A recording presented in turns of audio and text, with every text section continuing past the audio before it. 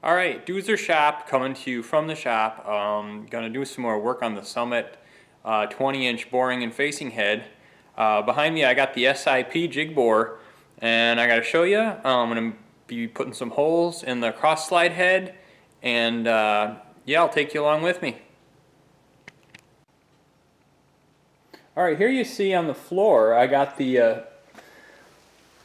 boring head, and kind of show you. So this is the screw that adjusts the offset via this worm, and you might be able to see how that spins, right? Okay. So what interfaces with that is this half nut, or I guess you'd call it a quarter nut. I think it goes, yeah, like that, right? So that's how it goes. And that does the adjustment for offsetting the sliding part of the boring head. So now you would be able to adjust it here, and you're all set to go. So as you can see, there's 1, 2, 3, 4, 5 holes in this guy to attach it to the moving head. Okay, so let's go over to the moving head. There's only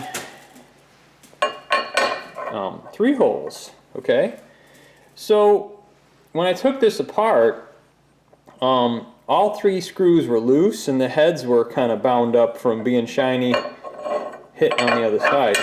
So my plan is to drill. This is the bottom of the offsettable head. To set this up in the mighty SIP jig bore, and we're going to tram this in, pick up our hole locations. So these holes are 70 millimeters apart, okay? And then the intermediate holes, of course, are half a 70, which is 35 millimeters spaced hole to hole to hole to hole. So I'm going to pick up probably on the middle hole, go 35 this way, drill it, 35 this way, drill it, and Bob is your uncle, as they say. So let me show you real quick. These are the bolts that came off, and you can see they're the metric grade 4.8. They're really soft, and they're just in horrible condition. So in reality, these do not locate. They just really serve to tighten that bronze half nut, and it was moving, you know, because there's nothing to absorb the side to side forces except the threaded shanks of those. So if those were to get loose, you know, there's, you know, when these are tight, friction holds that from side to side, holds the nut from moving side to side. But you should really dowel pin it. I could dowel pin it, but I was up at the hardware store, and these are 8 millimeter. You can use a flathead screw, right? A countersunk flathead screw, and that'll give you location, right? So what I'm going to do is the original 3. You know, we got some new bolts, quality ones to put in there, grade 8.8 or something. But the 2 that I'm going to drill additional holes for, I'm going to do the 90-degree countersink on the other side, and we'll have them precisely located instead of this thing just kind of floating around in the air. It's just better engineering, better practice, and like I said, the fact that it was loose when I received the head and took it apart says. So I wonder how these got here. I did not drill and tap these. The fact that, you know, there's 3 in the offset part of the head, and there's actually 5 in this. I wonder if this is a later revision piece, or if this was replaced sometime as a replacement part. And the factory Summit said, yeah, there's a problem. Customers are having this thing get loose, and our service techs are seeing it loose. Let's add 2 more. So I bet you they maybe upgraded this part to have 5. It's only speculation, but I'm going to go one better and put the countersunk flathead screws when I tap these. Now, I'll show you. There's a T-slot that I have to fit these in. I might have to turn the heads, and that's fine. But what I'm going to do is put these holes in the back side and then flip it over and do the countersinks, just because it's in a T-slot. I think it's easier to get the hole locations measured off, spaced off, and more accurately spaced in there from this side, rather than working down to the T-slot. So I'm going to take that angle plate off. I had left the angle plate on for the previous job, which was the apron on the Colchester 17. So I'm going to take that off and get this offset head strapped to the table. I'll bring you back. Alright guys, just going to clean the table a little bit here. I just got the angle plate removed. I just like to wipe it really well and feel with your hand.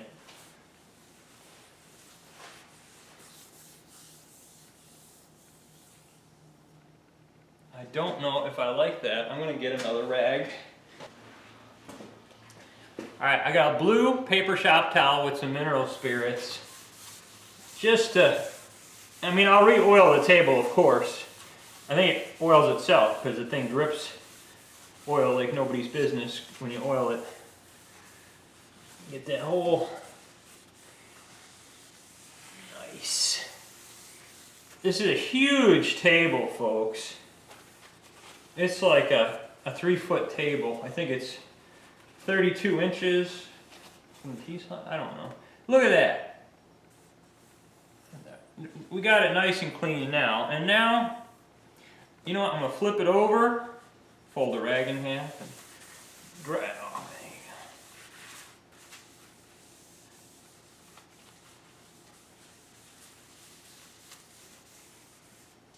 there you go. And there we have it. Now, oh yeah,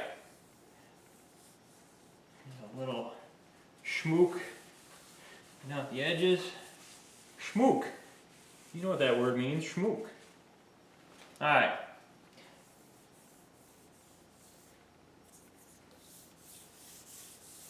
But you need to, before you put anything on a milling machine table, especially like a vise or something, you need to do this cleaning step. And you need to be able to, you know, just absolutely, without question, be able to say that there's nothing on that. Alright.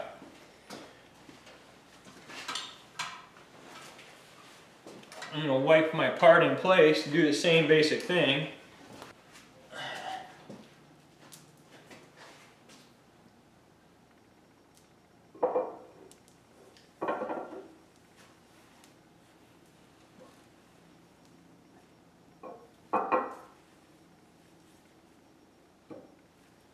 Alright.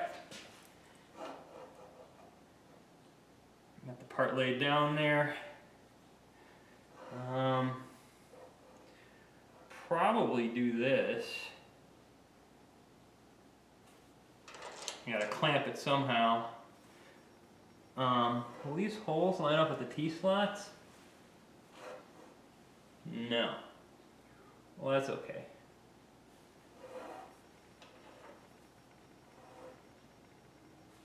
So you always want to make sure that it's not rocking. Make sure it's good. I might be able to cheat. This is a 16 millimeter wide bar, and I can put it in the T-slot. Nope, not tall enough. I thought maybe I could, you know, pull one of these numbers. So that's lined up there. And you know what? It's on the taper part of the dovetail, that should be pretty close to good, right? All right, let me get some taller studs for my clamping situation, and I'll bring you back here. These short guys. All right, guys, maybe we got something. I don't know. Yeah.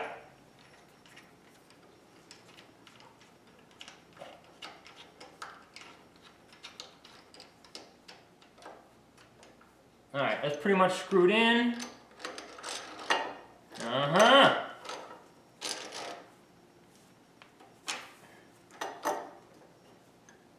Would you look at that? Huh? Cool. I think these need a little oil. Oh, that's just kind of how they are. They got a little spring-loaded affair right there. Well, that's gonna work okay. I'm digging it. I'm digging it. So you can get that in there.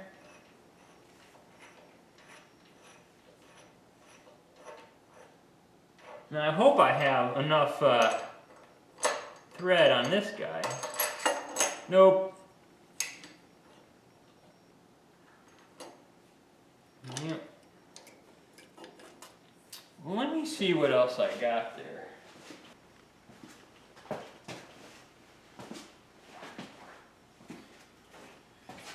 Okay guys, hope you can see me here. I got my clamps finger tight. I found some all thread that works. So this here is my ER40 chuck. This thing is awesome. You basically, for folks that don't know, right, what you got to do here is you take them and you snap them out at an angle. Watch. Right?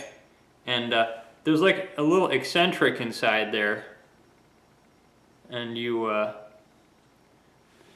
take out the old one. You got to pop them in. You look, and then they kind of stay in. But so this is 3/16. I've got a 3/16 stem on my Starrett indicator.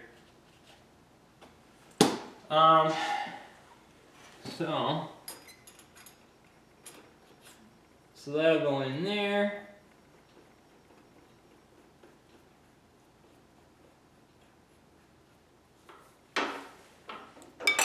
And then I got this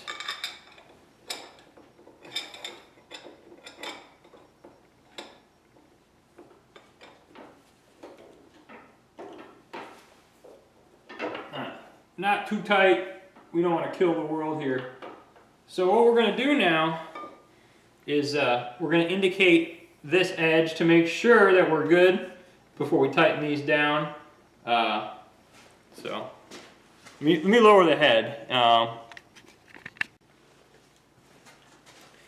Alright guys, I just oiled the slideways on the machine. I wiped them off, I oiled them, and I oiled the Acme screws to lower the bridge of the SIP jig bore.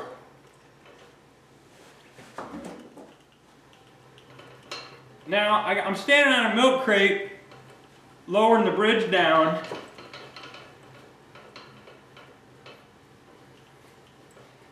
Newer models of the SIP jig bore had this motorized. This is from the 1930s. So, you know, it's old. It doesn't have all that. This machine was probably the most precision machine in the world in 1930. You know, when it was manufactured. Alright. I kind of like that for a height, because my quill will come down somewhat.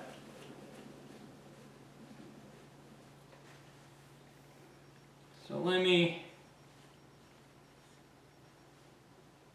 me see here.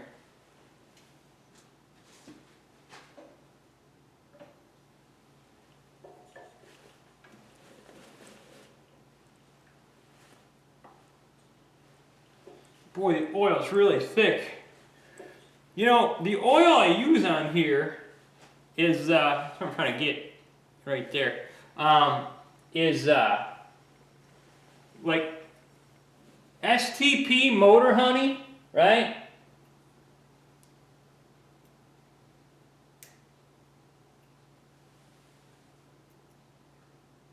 Yeah, real thick oil on the vertical surfaces. It makes Vectra number 2 look thin by comparison. Alright. So, trying to zero. There's 0 on the old stare at last word. Let me make sure I'm pulled up against my fence. Well, now it's not zeroed. It's okay. Alright. That is 0. Right there. Now, so this jig bore, the tables are really geared down slow. Make sure the lock is off. I'm going to run the gamut here.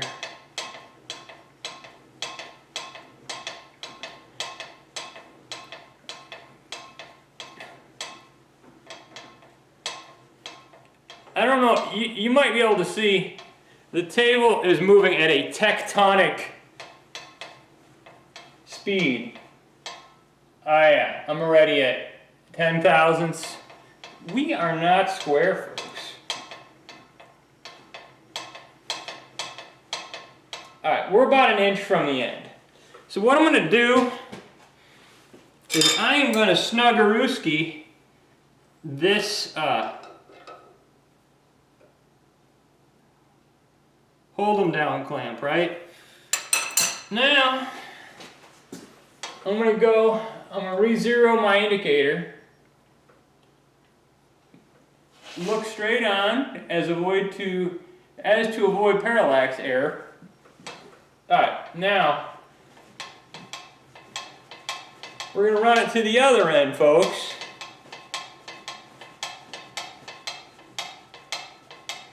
It's going 5 less.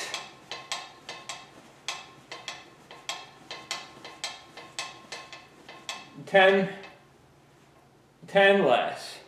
Alright, let me knock this over. Don't knock the camera over, Doozer. Just getting my rubber hammer. I'm going to tap this with the hammer here. And if I can see the darn indicator, maybe. You know what? I'm just going to have to reach in front of you guys. No, maybe not.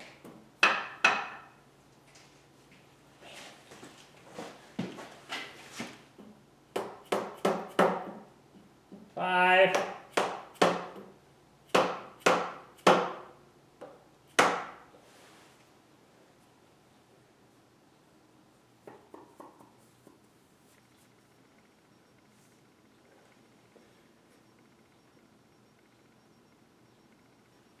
Alright, I'm going to loosen this because it's not moving. I know I'm up against my fence there.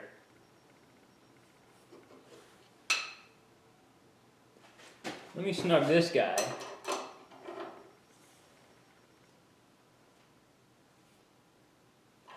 So now the front one's loose.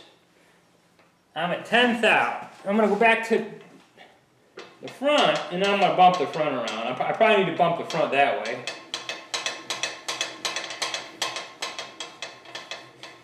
You guys wanted to see a machining video. 5. Somebody did. You can blame whoever wanted to see a machining video. This is dry. It's paste.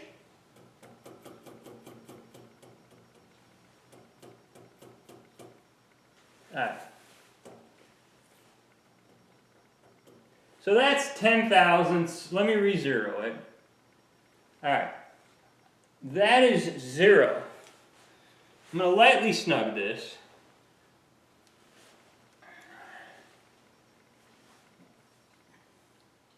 Zero.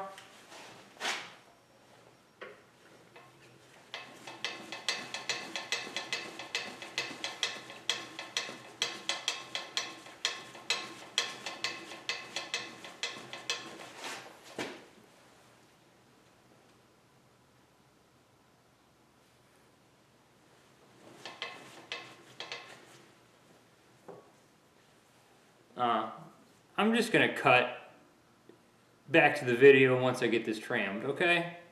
I'll be back.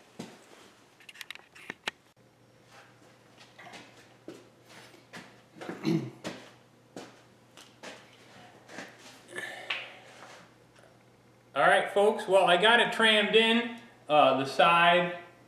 I could have left the camera rolling, it really didn't take that long. But you can see how low the gear reduction ratio is on these hand cranks. This table moves extremely slow.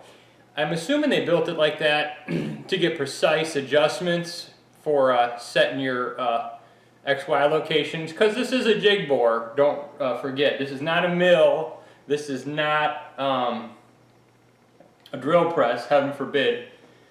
But anyways, so I got this edge all trammed in, that's 0. And if I'm within a thou, I'm super happy. It's about a half a thou, because it's just locating one of these holes here and moving it 35 millimeters away. So I got the phase perverter going. Turn on the motor. Okay, and get the clutch engaged. And there's the old dial indicator Rooski spinning around there doing a dance. Alright, so I just kind of centered up the tip there. So I'm going to go down in the hole. Alright, down in the hole just a bit. Now I'm going to push the indicator at least till I see something, right?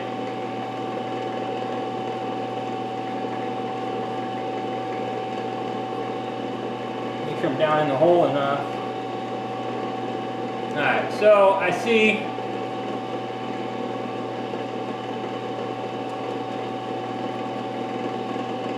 alright, that's 0 right there.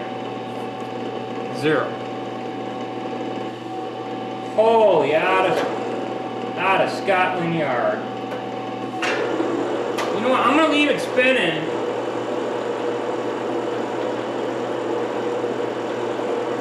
And try to center it up a little better.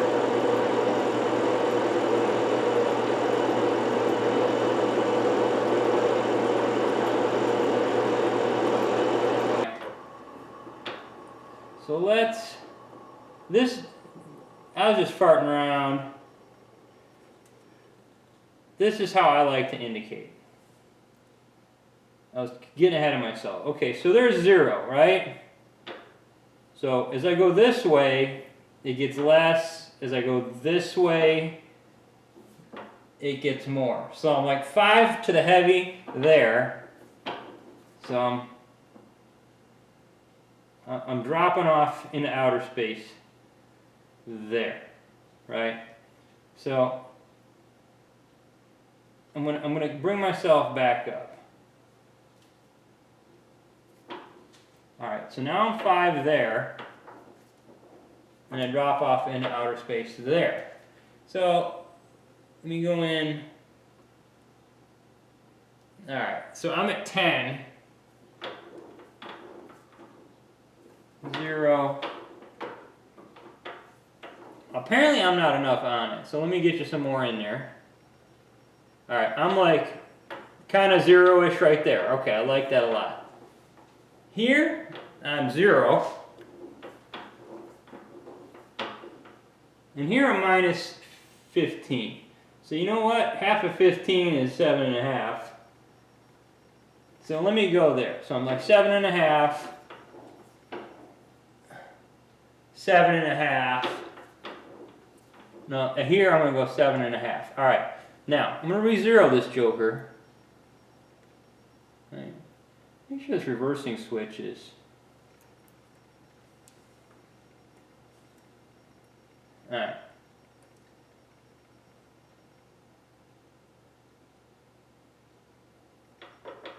All right, we're approximately 0 there. All right, 0. It's going to change. The board's a little rough.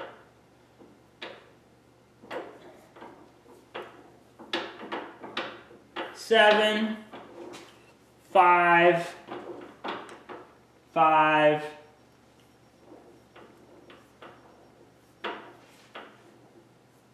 10. All right, let me go to like 7. Let me re-zero that. You guys want to see a machine work? You guys love this stuff. All right, that's 0.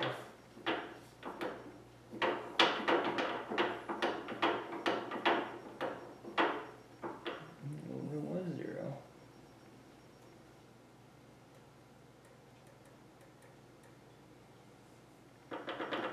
All right. Maybe that's why people hate staring indicators. All right, I'm 0. I am 2. And I am 2. So I'm going to make it like 1. Like 1.25.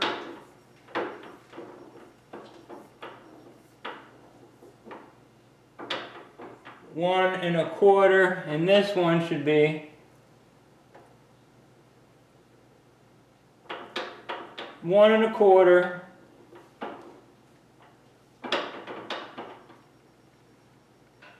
Two. So that's 2. That's 1.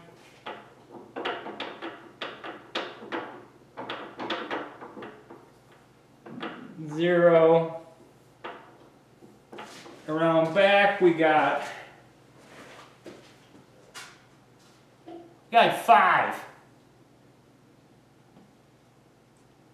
So if that's 5,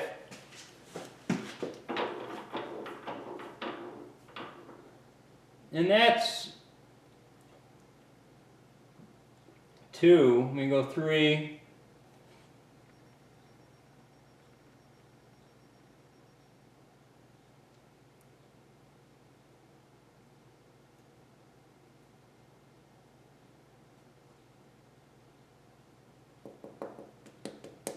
Alright. That's like 0.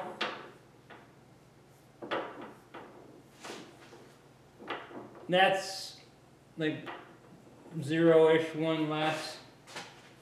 So back here we're reading 10.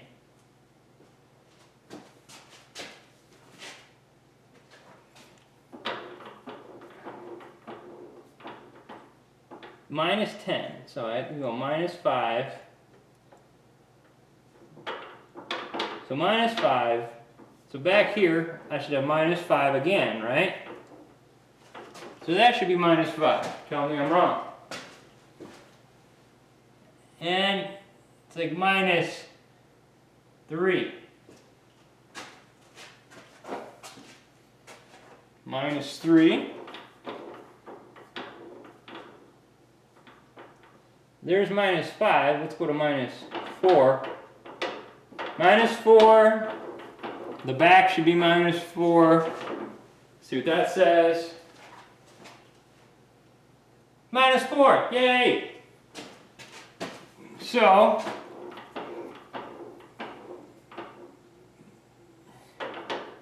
minus like 3.5. I'm going to lock the table. And excellent, it didn't move. So this side should be about the same, right? Minus 2.5. Minus 2.5. Minus 4.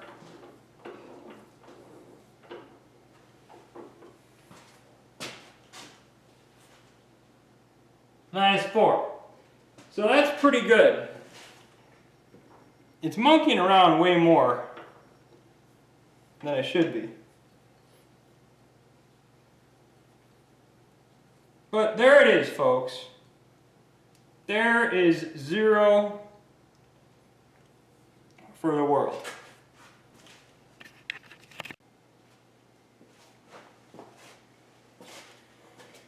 Alright folks, as a reality check, I got the old Blake coax indicator right here. I got 2 of these. I got a Blake and I got a not Phase 2, Lynx. The brand is Lynx, made in China, and it's really good. Actually, I like it a little bit better than the Blake, which is a USA made product. But anyways, I got the coax in here. Let me turn the motor on, I'll sweep it around.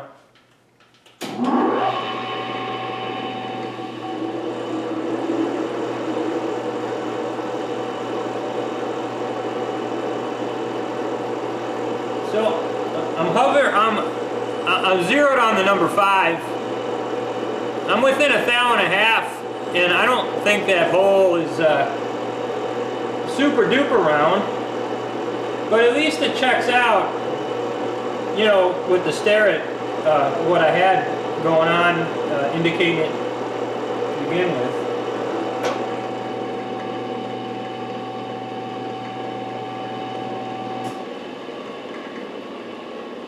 So that's cool. I just zeroed my my table travel indicators out. So I'm zeroed on the middle hole. Now I got to go 35 millimeters fore and aft and spot my holes and drill them. So that's next.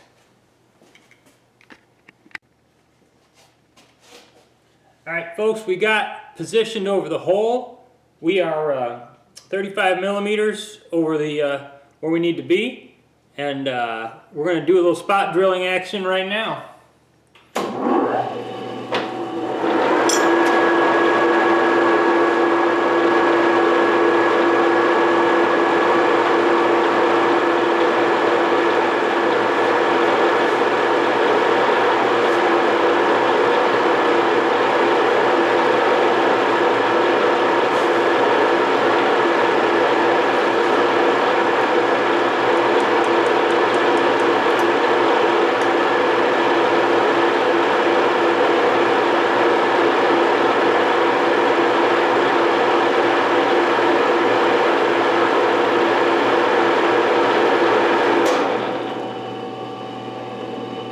Double check here.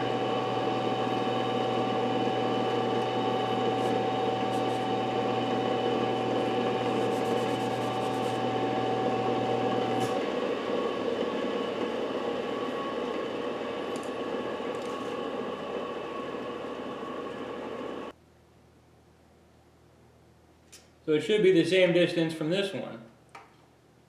And it is. Alright, I'm just, you know, paranoid when you're drilling into a casting and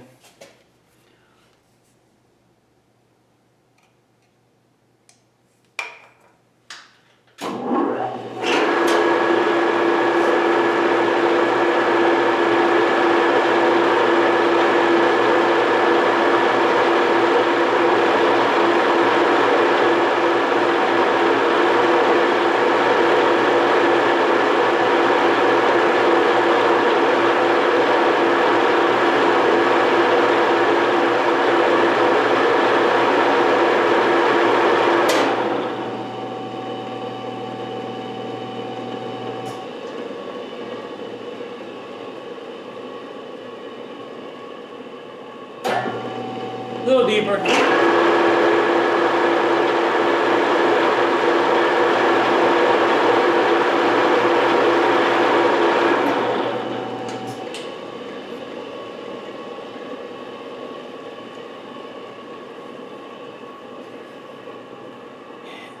And I realized that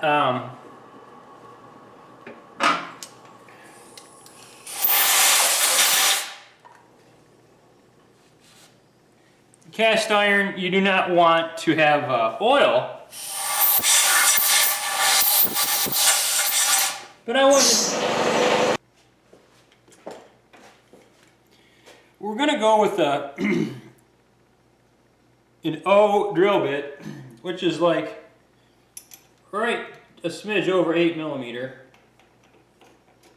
which is awesome because that's the size bolt we're using is 8mm.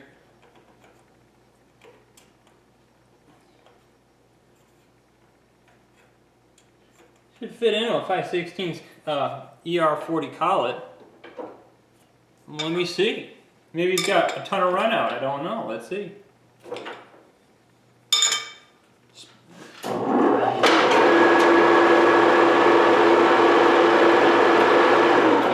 No, that's nice. I'm gonna work with that.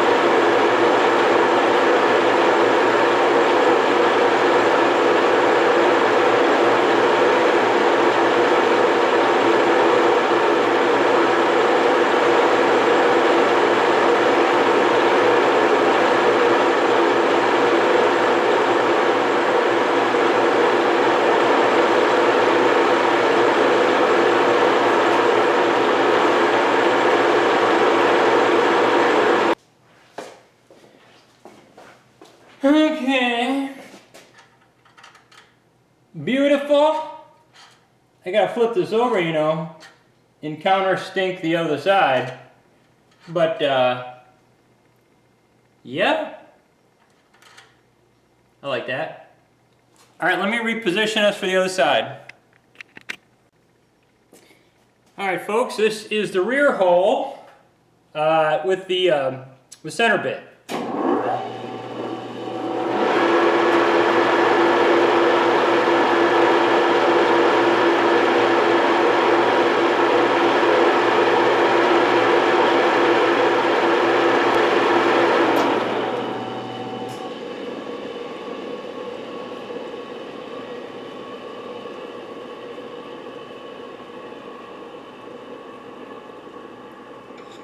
We switch out to the drill bit.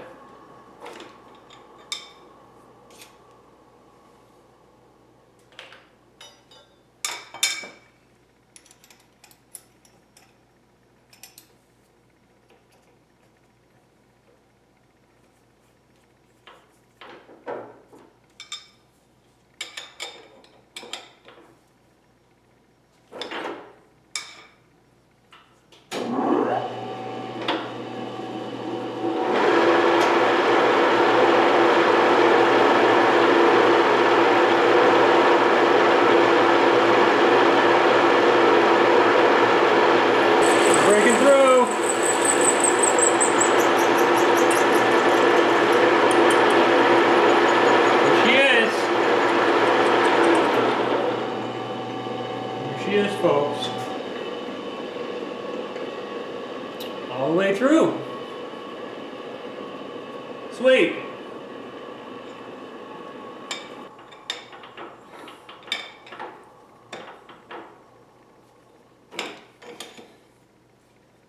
I like to remove my drill bit before I suck the chips out for safety.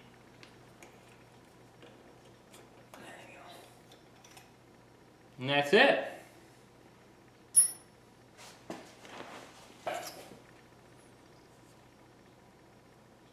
Exactly perfect. Edge to edge.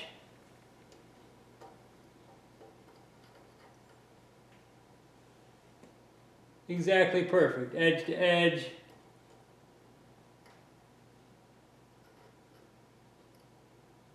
And in all honesty here, this should be 70 between the both of them. 71, 5, 4, 3, 2, 70 millimeters. So 70 millimeters. Yes, perfect. Awesome. So I'm very happy with that. Now I'm going to flip this joker over and countersink through the T-slot for you know, one of these here. Yeah, I'm sure it's not focused, but all right, I'll bring you back once I get this thing starting tearing apart and flip it on over. All right, guys. I noticed I did not have a 90-degree countersink because those are 8 millimeter, and they're, you know, obviously metric. I needed a 90-degree countersink. I didn't have one, so I had to grind one up. Had to be 9/16, and I'll show you why right now. All right, I can kind of show you here.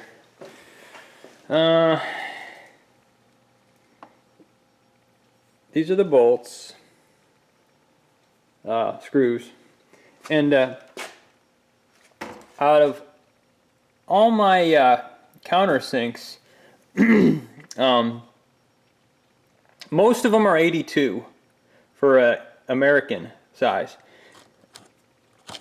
In this purple container, I have some 90s, but they're 5/8. Okay, and I need 9/16. Actually, these are 9/16. Oops, but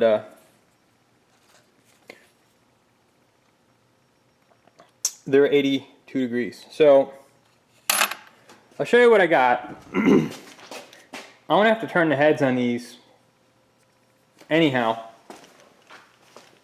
and here's why. So, don't know if you guys can see that. There's the existing hole, there's the new hole. Existing hole, new hole. So that is not going to fit in the slot. So it's going to be easy to turn. It's going to be easy to turn that head on the lathe.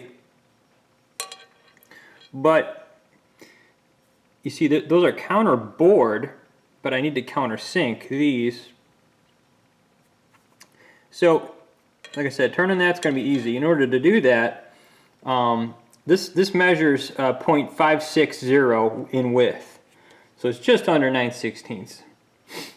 Let me show you at the grinder what I am up against.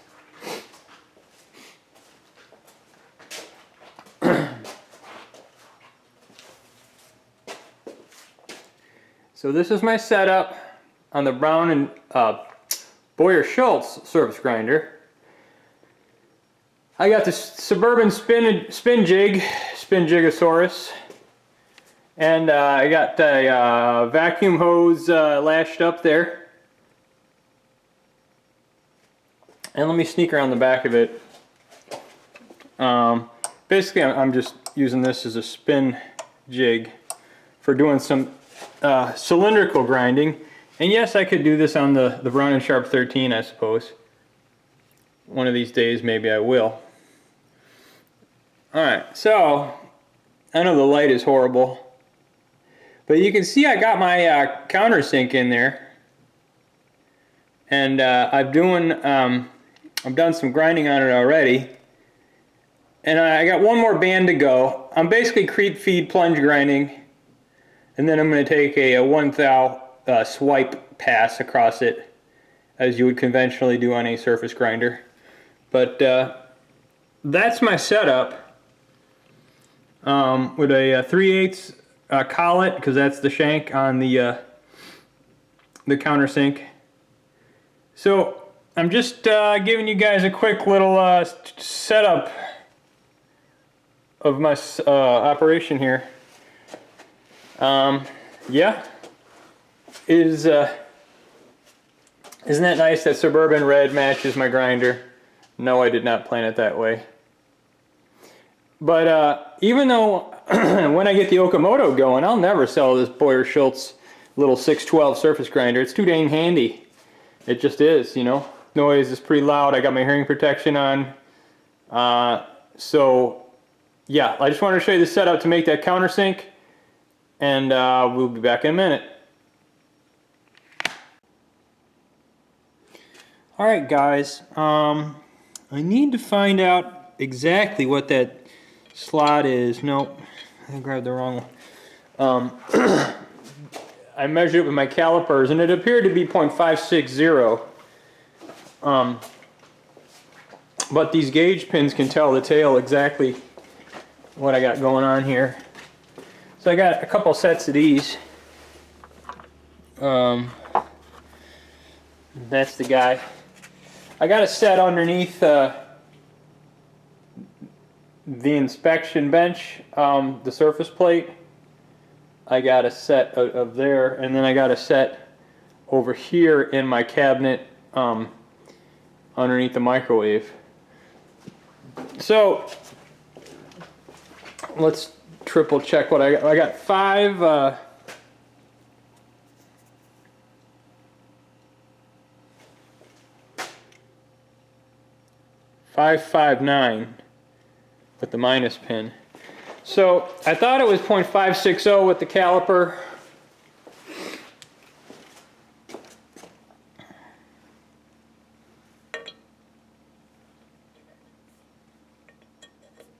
Okay.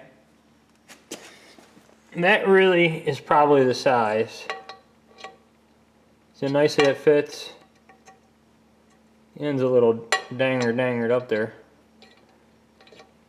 And you see it goes in 90% of the way. It won't go through like the very bottom because the T-slot gets knackered up from the T-nuts.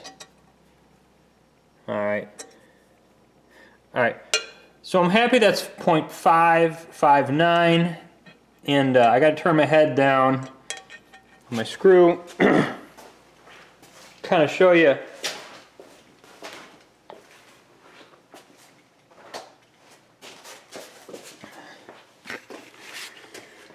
the grinder here.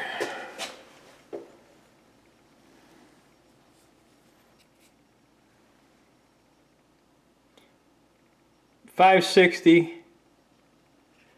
just a scant under 560. I bet you if I go another thousandth, I'll be good. So it means a half a thou got to come off. Let's see here. So we got to turn on the VFD. Alright, and let's see, turn the...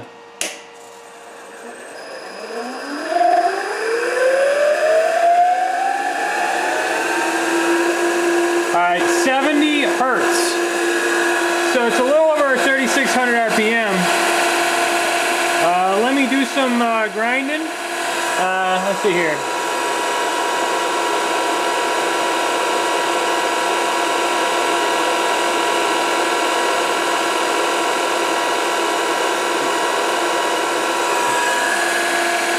Let me set you up here.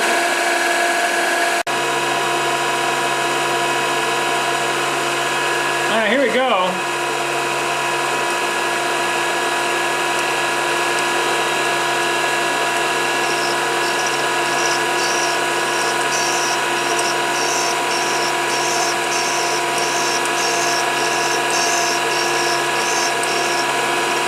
No, it's not taking enough. I got to advance it some more.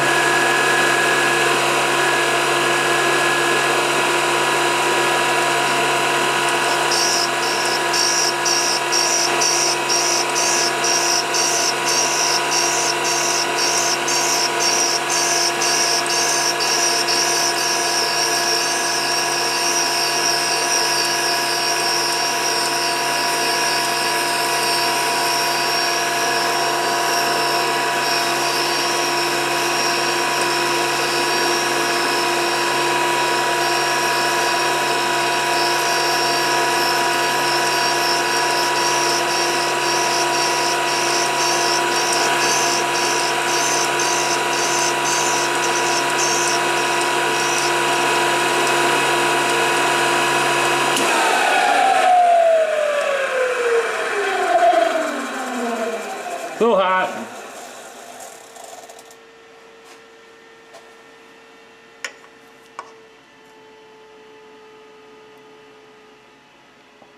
I am right at 59.559.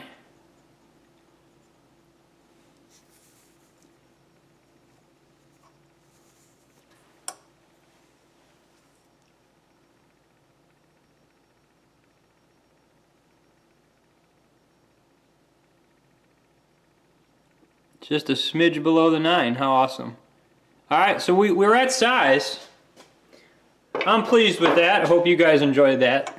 So let's take it out and see how it fits.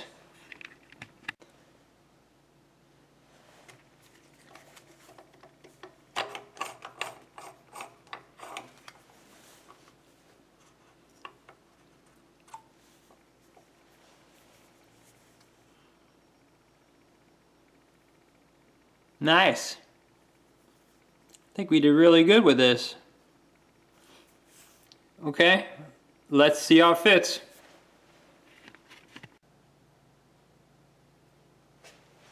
Okay guys, got the countersink here. Let's see, oh yeah.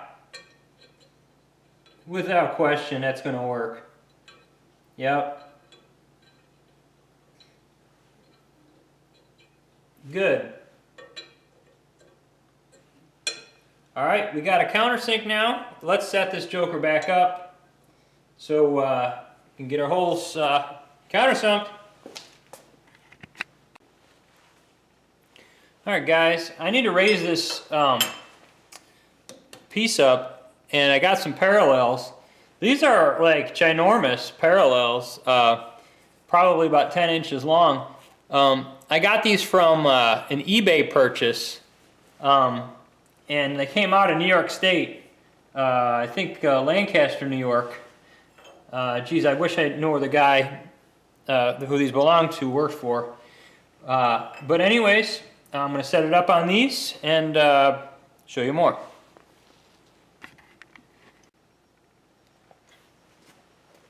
Alright guys, get it up under the parallels as you can see front and back. And I'll show you putting some of the furniture back on it. Let's see here, get some front clamp on. I wonder if I might run out of travel on my front clamp. I gotta get a shimmy shim. Yep.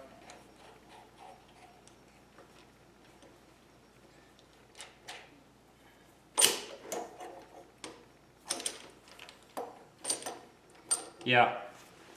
Let me get a 1, 2, 3 block. All right, got some shop blocks.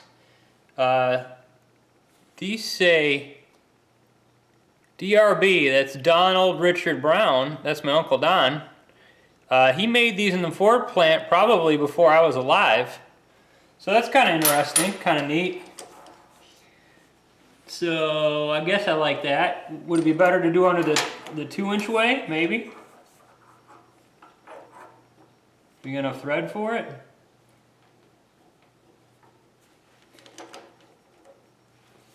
Yeah. I like that even better. You gotta wiggle everything as you're tightening it and make sure that it's gonna be good. Alright. Let me do the same here in the back. No, I'm gonna need a longer stud, believe it or not. Well, you get what the front clampy clamp affair looks like. Let me go get a stud and let me fix the back one up. I'll bring it back.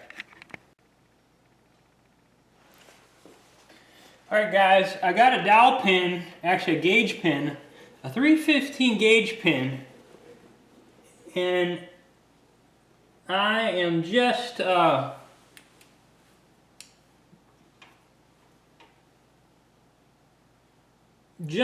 that hole. I'm going to get the dial indicator now and just do a real check, but this is to get me close. Alright guys, I got the the coax indicator mounted. Let's spin it around and see what we got.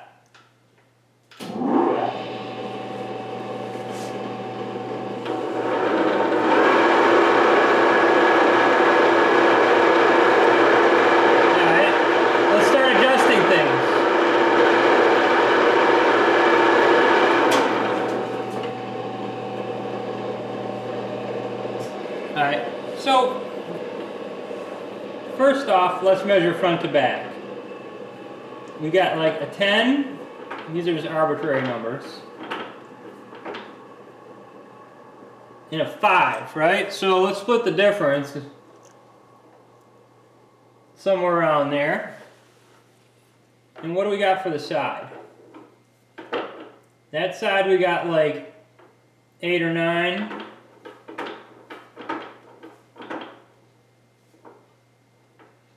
And that side we got 5. So let's increase the 5 to about there. Alright, I think we did that on both axes. We made about the same correction. Let's spin it, see what we got.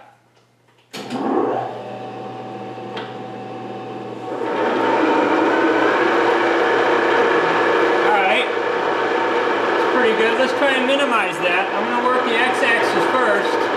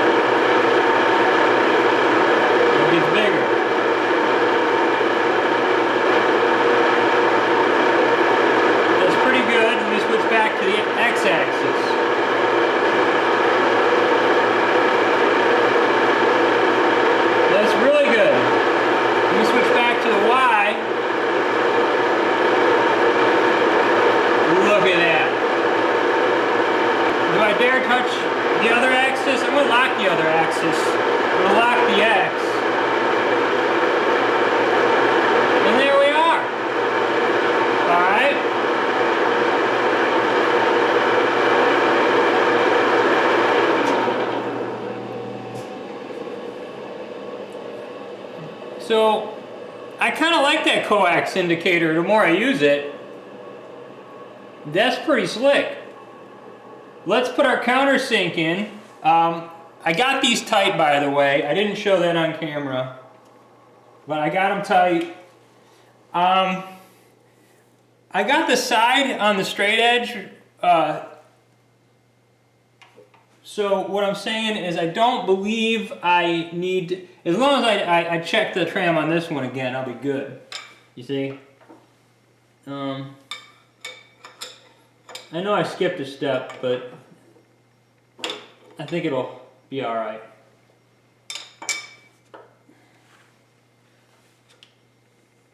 Yeah, I gotta put this in the hole to get it out, or crank up the world, but I don't think I need to crank up the world. Alright, we got her out.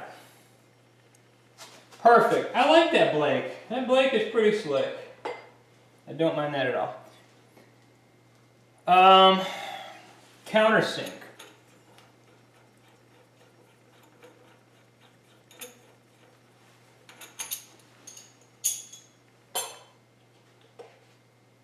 So 3/8 is the shank of that dude.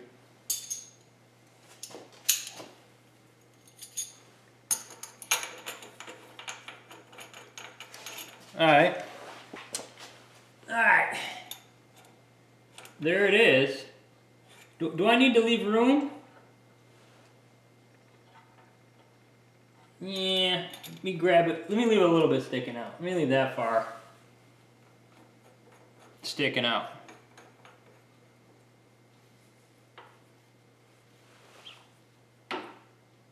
I mean, that should run pretty true.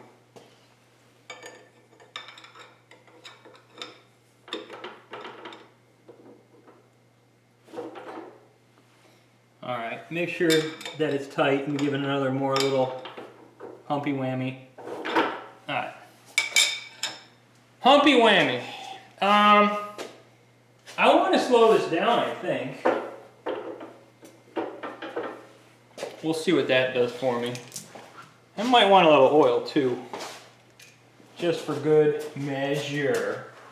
We still looking good? We are looking fabulous.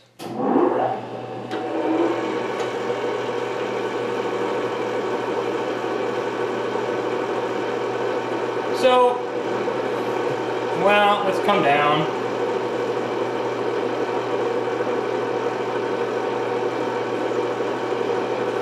I might put a little, nah, I'm gonna put nothing in the oil.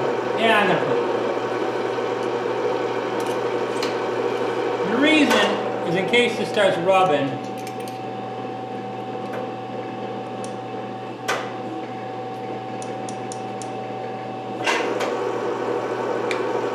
Alright, we come down.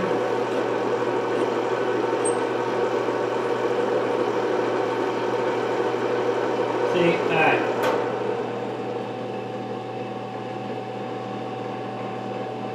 It's touching that side. I don't know if I like that.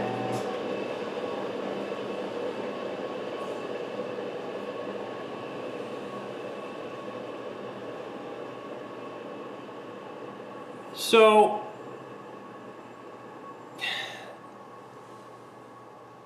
the hole's a little off center on this side.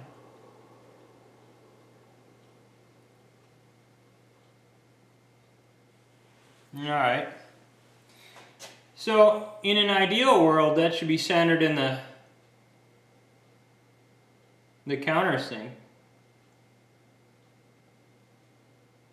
In an ideal world, the countersink should be centered in the slot, but I guess it's not a little bit. It ain't but 10 thousandths.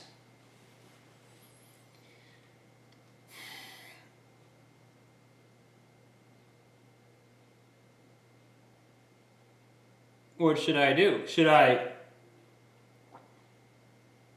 run with it and make the little, should I skim this edge? Because it's just touching that edge. The decisions you have to make.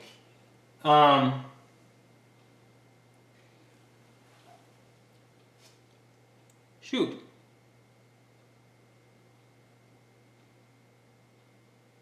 Well, let me think about this. Alright guys, got you back. I got my vertical test indicator with the long stylus probe, and I've been working measuring each side, so that zeroes out at the number 1, and then this one I got the same, zeroes out at almost number 1. So if I look at my reading on the Y travel, I'm 12 thousandths off, right? So what I think I'm going to do here is I'm going to align the countersink with the slot, right? Which I am right now. I'm gonna leave that, and I'm gonna skim down both sides of that, make my countersink, and then I got a 5/16 end mill. Okay. So what I can do, and these holes are just over 5/16. They're 315. This is 313. I'm gonna drop that down there and reestablish the center line of the holes I made from the other side. I'm going to basically drop this down and slot it to be centered with that T-slot. So that's the compromise that I've reached in my brain. I've got this thing centered up really well using my, this is a Lufkin vertical indicator made by Alina in Switzerland. And I got the frog leg linkage here. So that's what you use these kind of indicators for.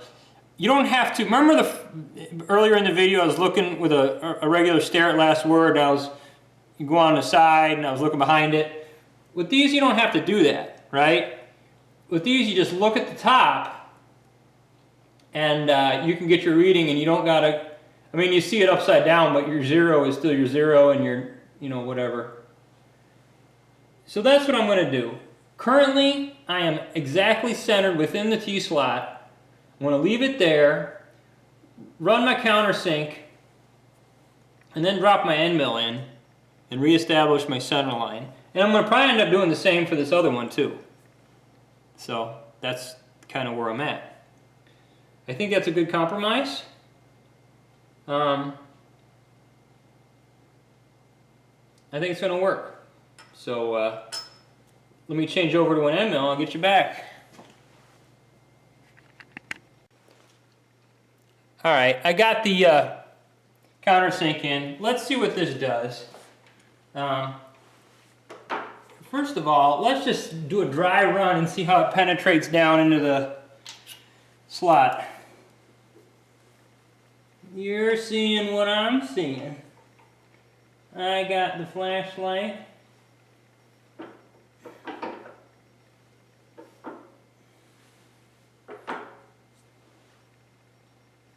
I think it's good.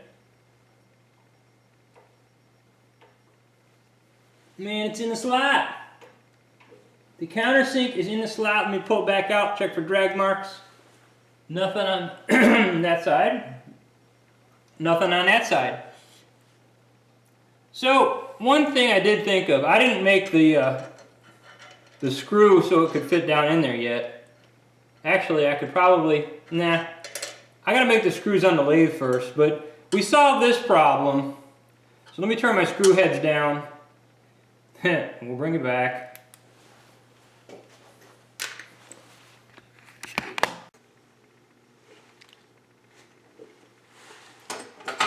Alright guys, got you here at the Tsugami lathe. We're going to be turning the heads on those cap screws. So, we got it in the 5/16 collet there. Let's see, what we want to make them 560, a little bit under 560. So this is set at 560. I gotta go 57 thousandths to go. So get rolling here. Alright, don't need that one, or that one, or that one, or that one, or that one. I do need that one.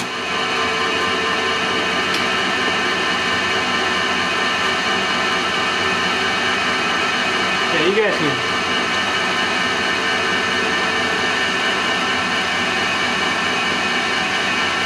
see that maybe.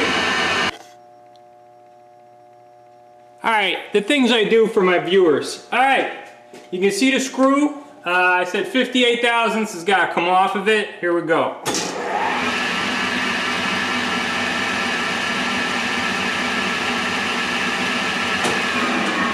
A little slower. Hardened steel after all. Alright, we're 0, 10, 20, 30, 40, kinda.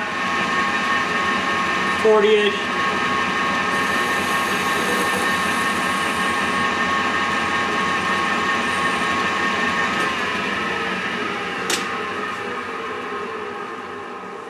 Alright, and then we measure. We see how close we are. Okay, 25 thousandths exactly. So, 10, 20, 25, hell, let's go 26.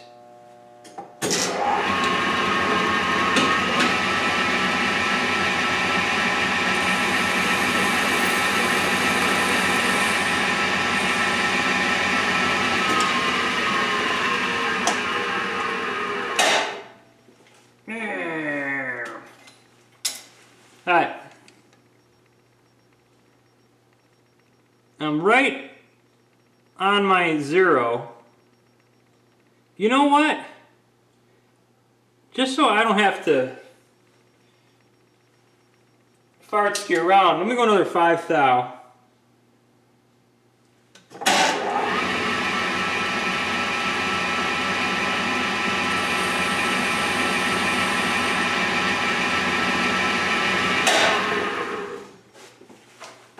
All right. All right, I'm 5 under my target. That's cool.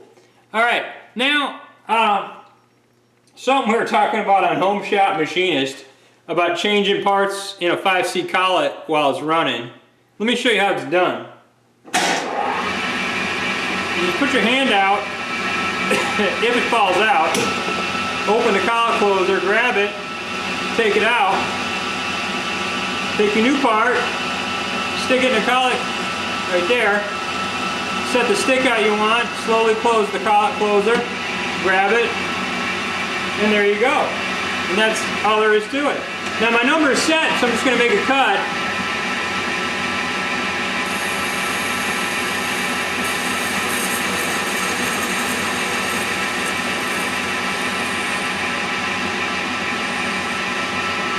And there it is. Done, son. I'm gonna even take it out while it's running. Oops. Alright, I'm gonna open the collet closer, release it, grab the part, take it out, and then turn it off. And of course, it's gonna measure right on size, perfect. 5 under, just like we wanted. So yeah, I love this Sagami turret lathe. This thing is jam up, if you know what I'm saying. I could keep changing parts while this is running and doing my operation, and it would give me the same size every time. Pretty awesome, but there's only 2 parts here. So now my socket flathead screws, whatever, are done. Let's go back over to the SIP Jigborosaurus. Okay guys, back at the Jigborosaurus, we got our screws, and as you can see, they fit down beautifully. So let's, we got everything locked, we got everything centered up. Let's try to countersink this puppy. I gotta go the other side. Power switch is over there. There's 2 clutch levers, but 1 power switch, as it were.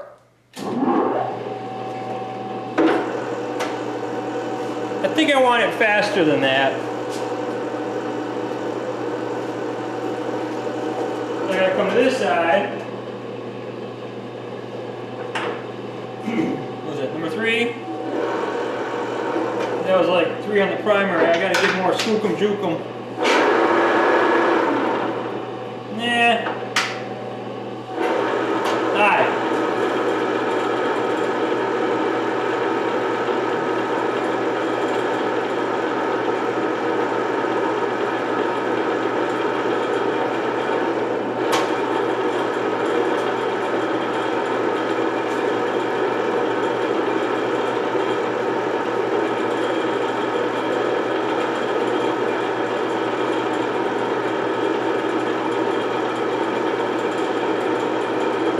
Touching, I love it.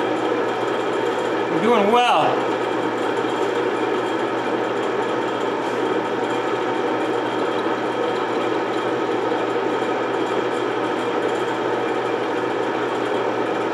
Now we're fitting this by eye.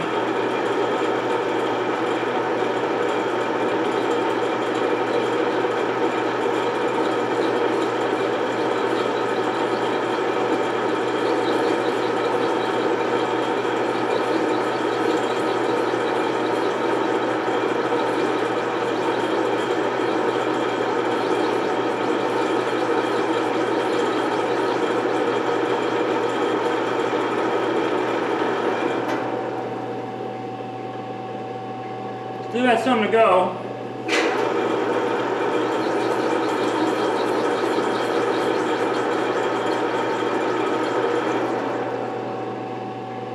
Still more to go.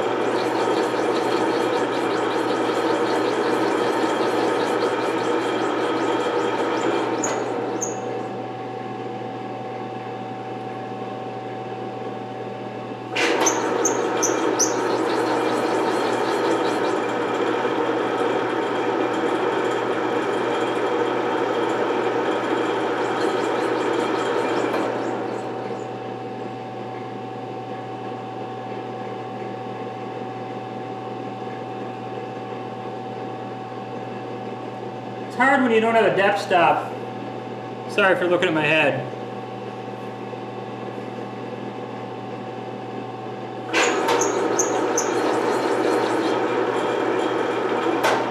Alright, let's pull her out and check.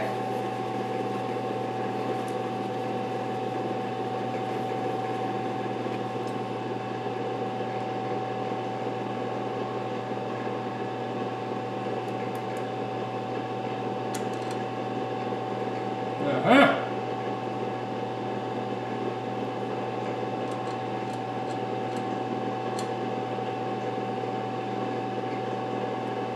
I need to go a bunch deeper.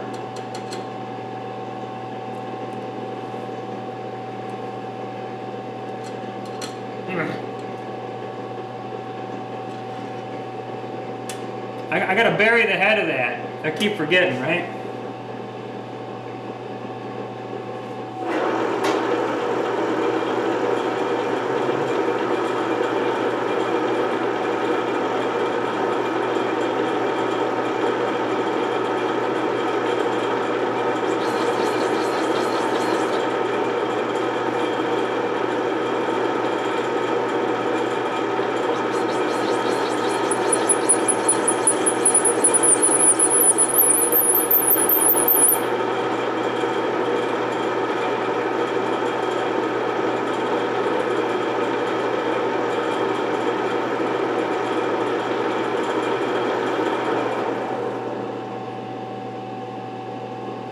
Put a drop of oil on it. I know.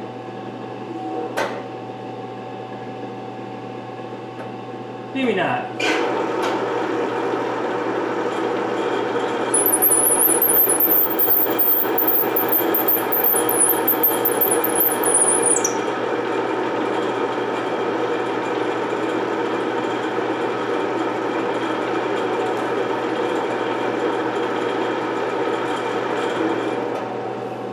Yeah, we're getting there.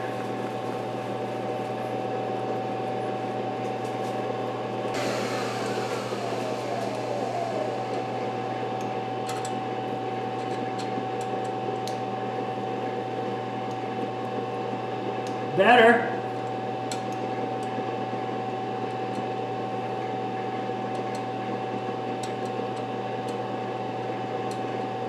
You know what I'm going to do? Before I go too far, I'm going to change out that countersink, and I'm going to bring in, I'm going to put that end mill in there, and make sure that I got it, you know, clearance properly, because I don't want that countersink fighting here. I'm going to switch that out.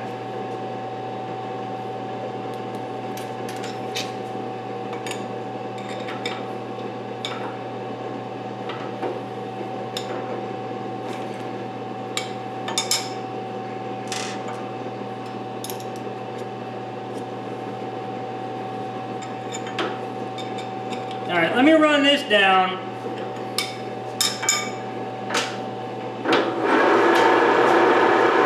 Like I said, I was going to. Nothing underneath it.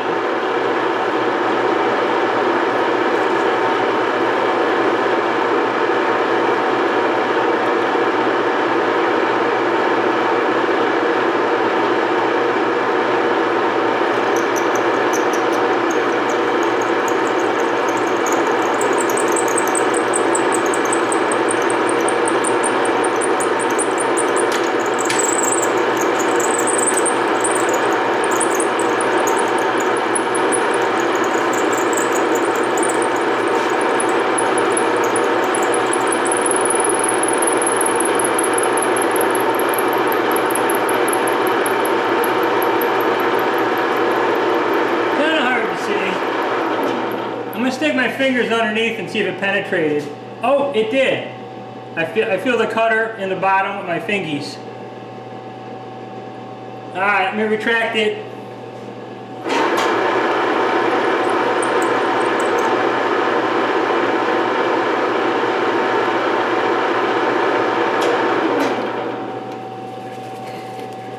Alright. So pull this end mill back out. Okay. Just for giggles, do we fit any better? Oh yeah. See? That's perfect. I knew I should have stopped. That is perfect. I knew I should have relieved it. That's great. I'm sitting about 10 thousandths below the surface. I don't know if you can see that right here. About 10 thousandths below. That's not binding. That's right perfect. Oh, I'm glad I ran that end mill in there. Cool. Perfect. Alright. So that was the plan. I'm going to get set up on this hole over here. I'm gonna center it with the coax indicator.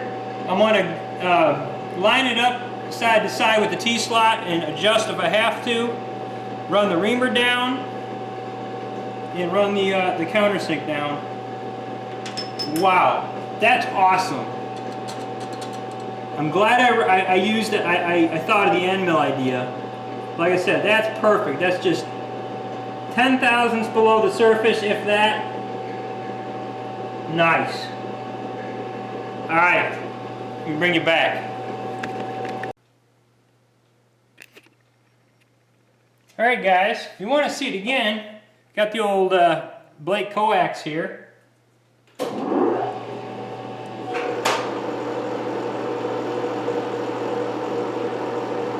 So I got about a half thou probing that hole. I'd say we're pretty good with that.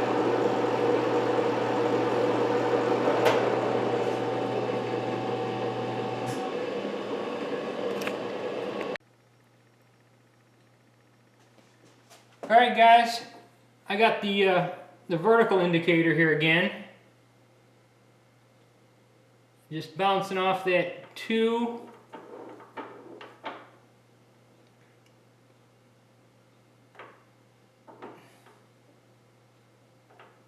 Bouncing off that 2 as well. We're about 13 thousandths away.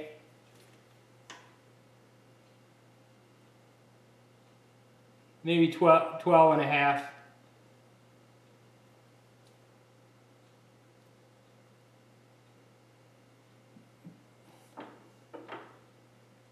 Right on the 2, if I come back around.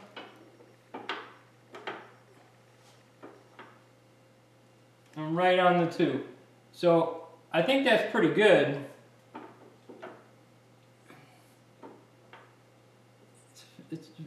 It's fiddly work for sure. So I got my axis locked. I'm like 1.5, 1.5, 1.5 this side.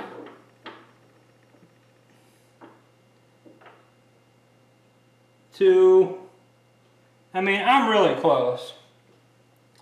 I'm good with that.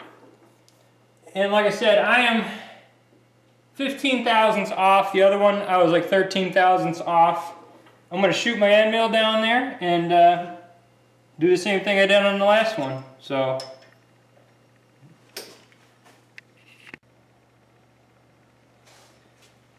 alright guys, I got all set up with the end mill. My tables are locked. My indicator is still reading where it needs to read.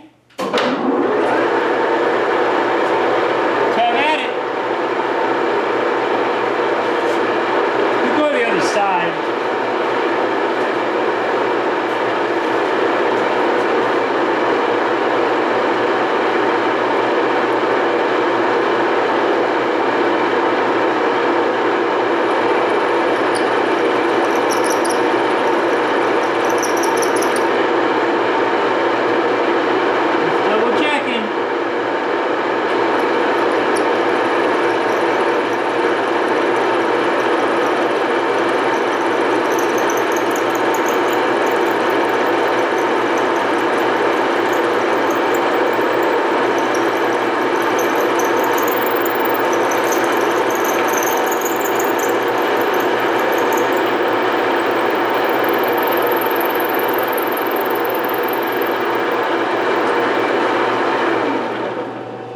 I check underneath my finger. Yep, we just poked through. Nice.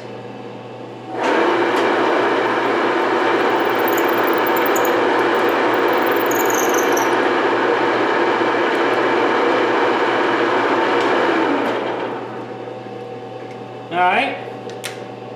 Me countersink it, and she's done.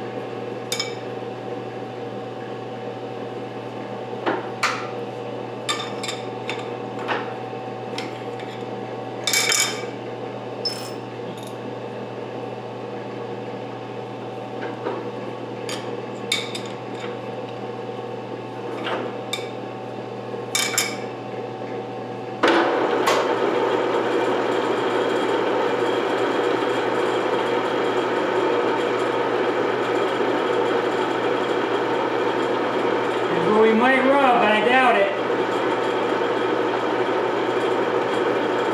Nope, like a champ.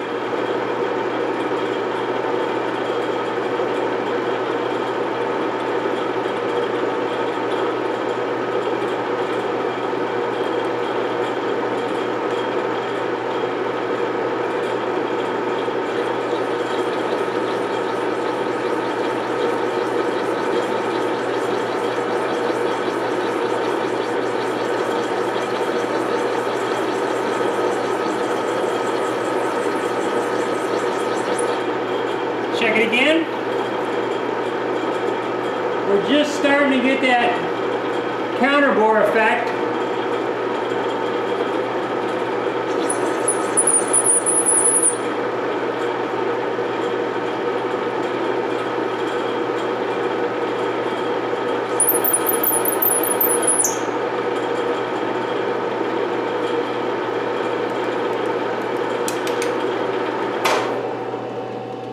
Double check it with the cap screw. We suck the schmung out.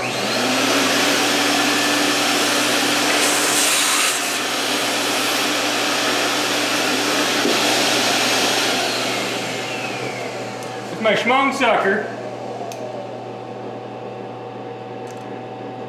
Oh yeah.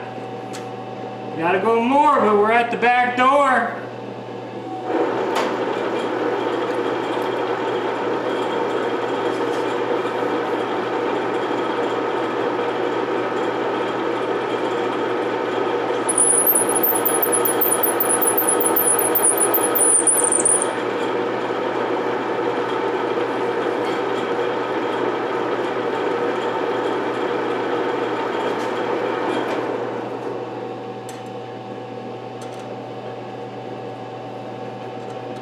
Feels really good. Just to be sure, I'm going to suck the chips out with the vacuum. It's dead flush, I believe.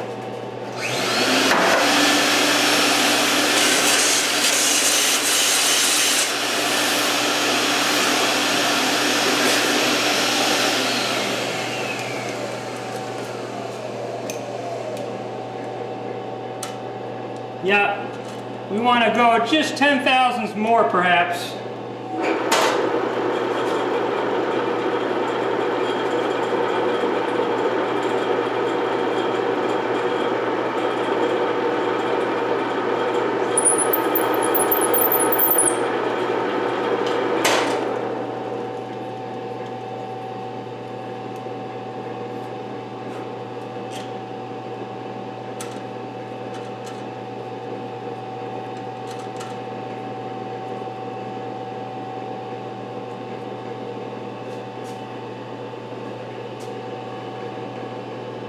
I like that. I think we're good. I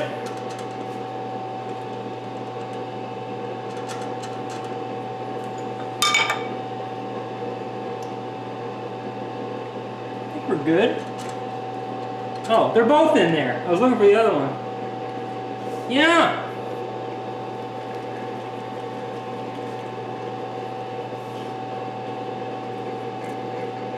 I think they're both exactly the same.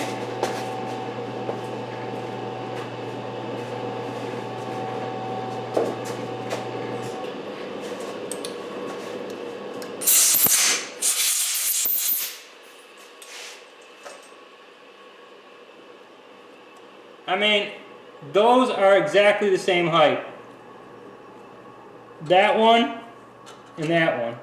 They're both sitting below the surface by 10 thou. I think this part of the job is done. And you know, that original hole that we, the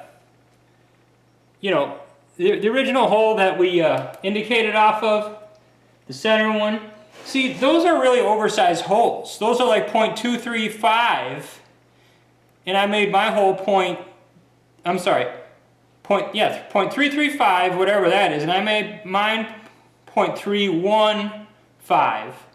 So I made mine 20 thousandths smaller.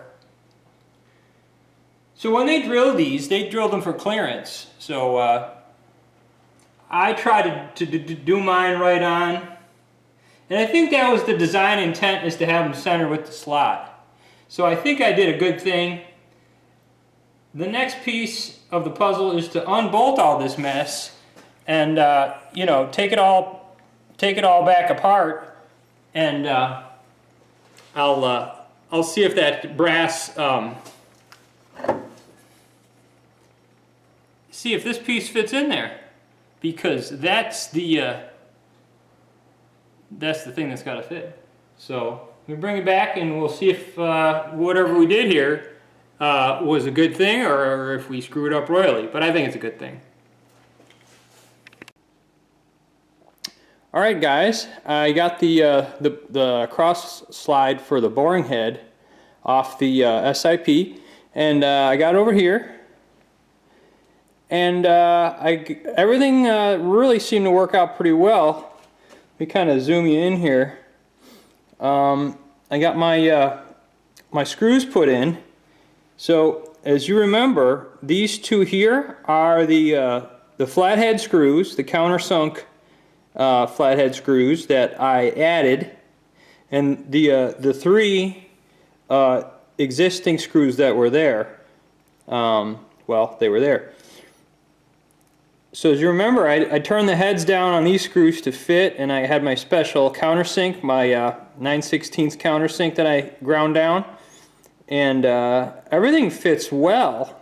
Very happy about that, and I think that was the absolute the right decision to center up on the T-slot to establish the whole center line. And you might be asking, Doozer, why did you have it flipped over and locate the holes from the bottom and then flip it over and do the countersinks?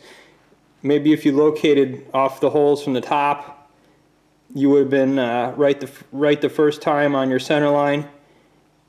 I just thought it would be more accurate not going, because let me kind of show you. I mean, that's fairly, that's 1.25 inches down as far as probing a hole and whatever. But anyways, it worked out, and just drifting them holes 15 thousandths or 12 thousandths or whatever it was with the end mill was just great. Kind of show you Bazoinga. Can I flip that completely? Alright, so there's the piece, folks.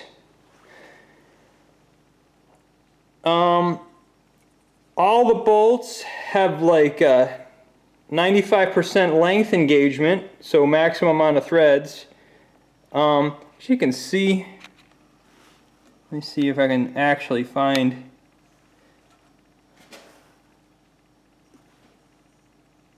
That divot is the point from like a spiral point tapper or the drill bit, and you can kind of see, maybe. Ah, there's another one. That's just the tip from the drill bit of the tap. That didn't work, from tapping the holes. So that's really almost breaking through on these guys here. And there, say there's the other one. I can't see the other ones. I guess it's a thing if you zoom too fast. But at any rate, there you go. I didn't use this one. So you kind of gotta turn the heads on these to make sure they're concentric with the threads if you're getting tight fitting situation. And these were too long. The flathead ones I bought were too long on purpose, and these are actually ones I had, some 8mm that were, you know, too long also. So I could custom fit the length, and that's what I've been doing. I'll show you over on the lathe here.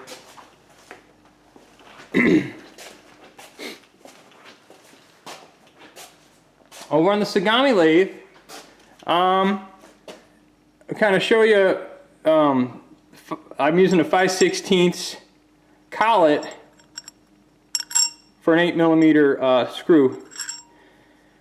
And the thing is, with a Harding collet, when you put it in through the back, it doesn't stick out hardly at all. So I had to get one of these emergency collets, right? It's a brass collet, and shine some light down there. What you do is, well, what I did is I bored out the back. You can see, I know the light situation, you're always struggling. There you go. See the shiny part? I backbored this collet so I can make it thinner, right? So I can make it thinner. So the deal is, when you put the collet, put the screw in the collet, and then you gotta shake it all about.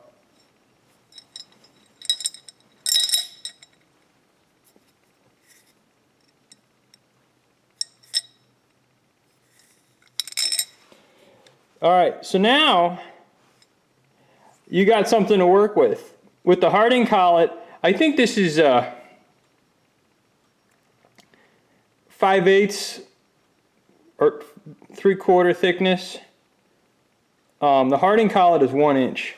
So if you did the same thing by putting the screw in the back of the Harding hard collet, it would be flush with the surface. There just wasn't enough.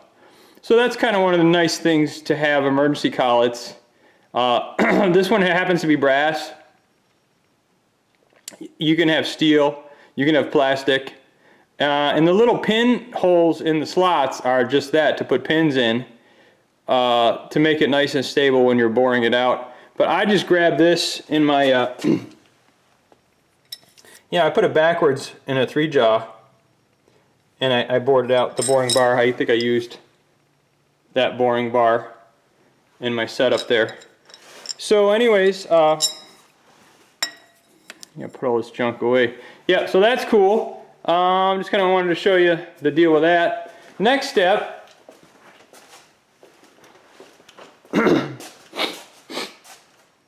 next step is to slide this guy together. Yeah, make sure everything's clean and slide it together. All right, guys, got you back over here. I got you looking down here at the boring head, facing head, put mostly all together. The cross piece just slid right in. This is the gib. It looks a little shiny. I ground about 1.5 thou off it in the surface grinder. So just as a cosmetic. You see I got my dial indicator. Hope you can see that. Yeah. And I was checking the distance that it moved. And it moves 400 thousandths, you know, per one turn of my adjustment. And so that's cool to know. But here's how it runs.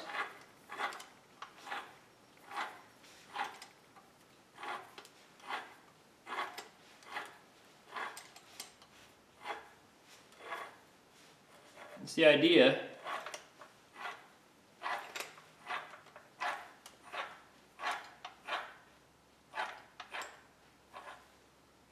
I know it's coming off your screen here.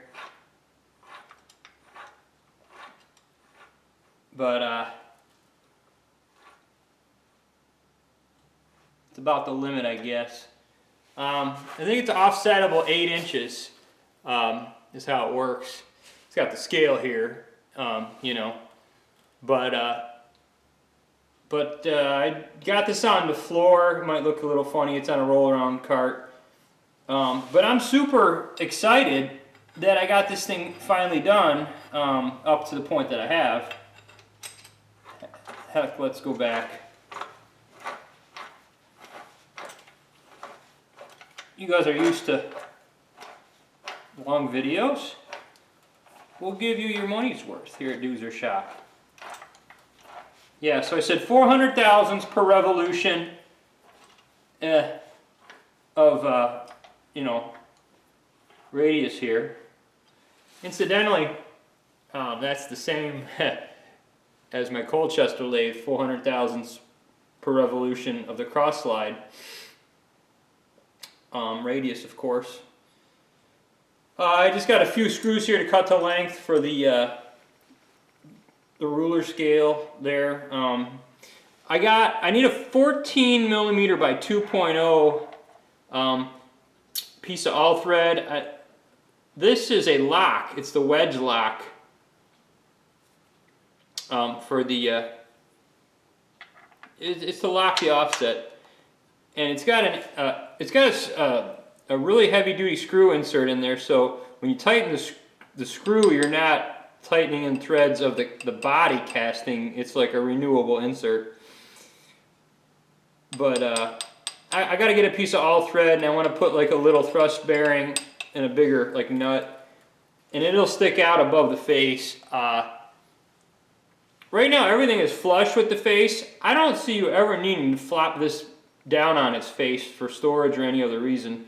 So if I have a heavy hex nut with a, you know, for the lock, that'll be okay, I think. And I got to clean up the boring bar holder. It holds the actual bar. It's a 2-inch holder.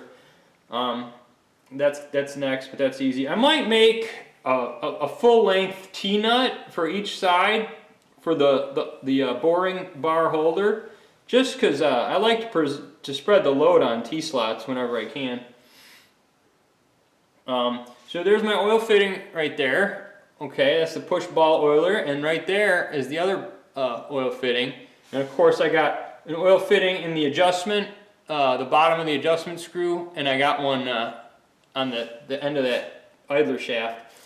And like I said, down in here, maybe you probably can't see, but I got those, that's where those bolts go for that bronze half nut, quarter nut, whatever you call it. So I'm going to call this session of Doozer Shop finished for now. Real happy with this head. Cutting these screws down, that's kind of easy. I don't know if I'll be able to do that in the lathe. I might end up doing it on the belt sander and burning my fingers. I don't know. I mean, it came with these slot head dealios here, and I could use them, but I got Allen head screws there, brand new. All these are brand new. These were in good shape, so I just reused them. I think those are M12s or something. But anyways, yeah, I'm going to get a piece of M14 threaded stud or something with some hardness, and a thrust bearing and a nut, a good heavy hex nut. So if you were to buy this at an auction like I did, and you were to, like, say, slap it on, let's say you had a Summit boring mill, right? I mean, there's so much cleanup that I had to do. And remember, there's a scar back here in the ways that I had to stone off, and I soldered the scar. I put solder in there. You might see it in a previous video.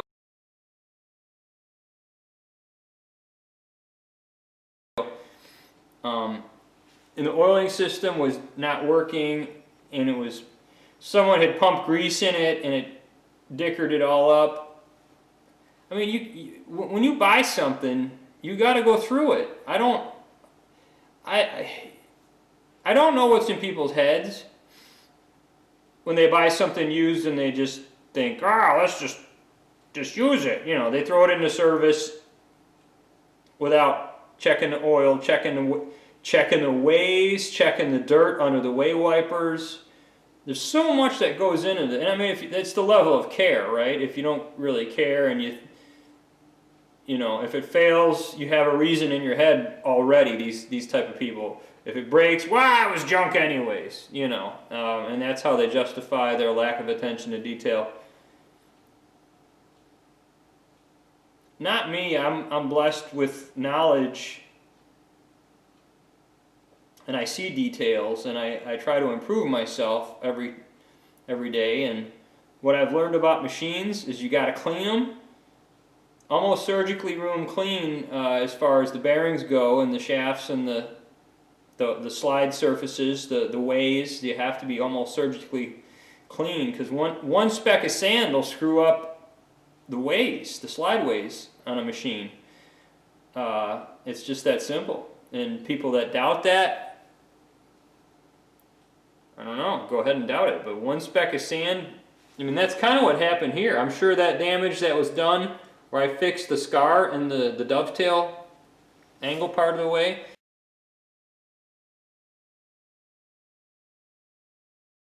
there's probably one little schmook of grit that got in there.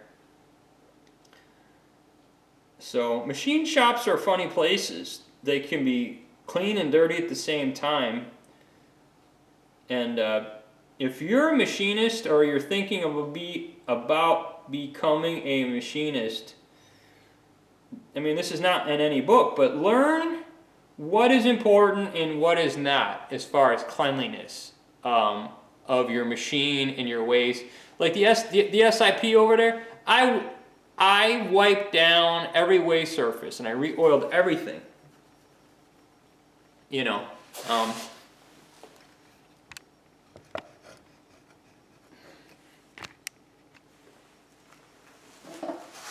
maybe you could look at me instead of looking at the boring head.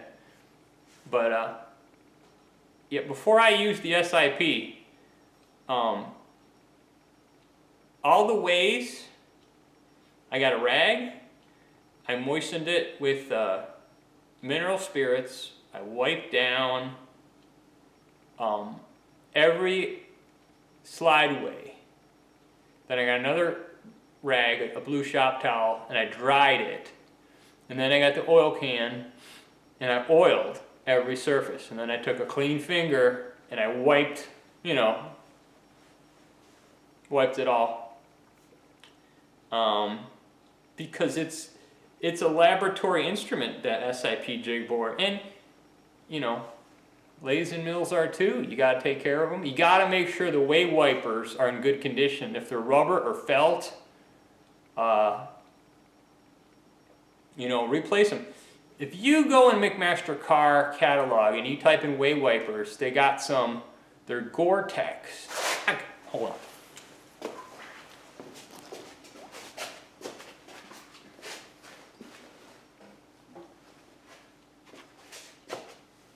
I'm sorry, not Gore-Tex.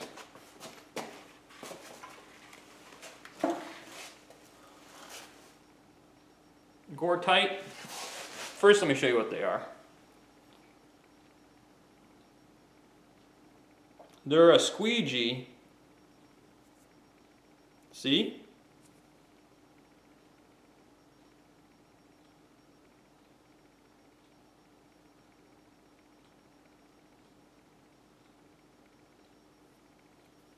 They're a squeegee wiper. Yeah, I know this is gonna suck.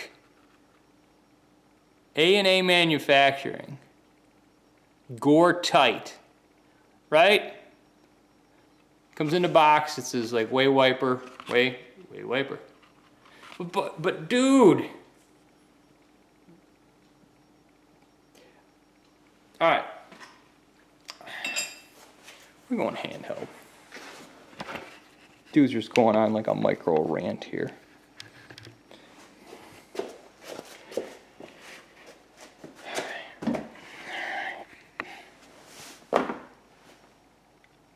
This is the mighty Giddings & Lewis. You can see it has way wipers on it, right? Bada bing, brand new, not gooky. The same. It's gooky. Look at these, right? Hold on. Trying not to drop the camera. Right? Get a new one. Fix it up. But what I was saying on the SIP, I'll show you. It really doesn't have way wipers. See? There's no way wipers. It's just that V-way, and then when it comes to the column, there's no way wipers, right? So you got to clean it. I'm trying to see. Even, you know, you go up and you go down. Maybe you can't really see there. But you can see the scraping is beautiful. And like there, you know, where the way intersects the casting that slides on the way. You gotta clean all this stuff, right? You just got to. See how beautiful that is? Because somebody cared. And the screw, oil the screw. There's another thing. When I was working on the jig bore here, the jig borosaurus, doing all the work, laying out them screw holes to drill, I was cheating and I was using travel indicators to keep track of my linear position, right? Because I got that magnet, that green, that's a Tiny Titan Mighty Mag, and I got a 2-inch travel indicator, right? I got some goofy linkage there. And then, this is a 3-inch travel Federal, and I got a Lufkin magnetic planar gauge there, or not planar gauge, surface gauge. So that's magnetic. So that's 3 inches of travel, right? And I got it stuck in the tray and on the table. So that's how I spaced off my my holes, you know, for that. So anyhow, I know I jamber-wambered. Man, that thing is, it's so handy to have that vertical indicator. And then, of course, you know, the coax indicator. Interesting. I love when tools make your job easier. Give you one more quick shot. You can see that's the one I spaced off and put in. That's the flathead, which, as I said, locates it as well as keeps it in tension, and there's the other one. So that worked out super, super well. Very happy with that. Alright guys, until next time, we got the boring head on the run here. Hope you enjoyed it. Doozer Shop.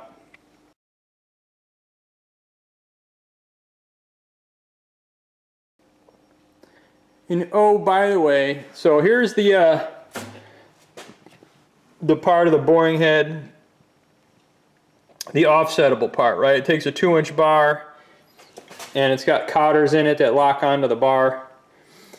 And it's kind of dirty and nasty, but I threw it in my parts washer.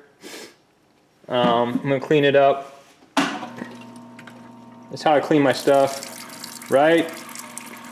That's how it works. And you got the brushes up there, get your cleaning supplies, go to town. I usually, in that little tin, I usually put lacquer thinner in there to get the really hard stuff. And then, of course, the mineral spirits comes out of there. So that's it's going to be what's going to go on there. And I'm going to get that cleaned up, and yeah, away we're going to be going. So, all right, there you go.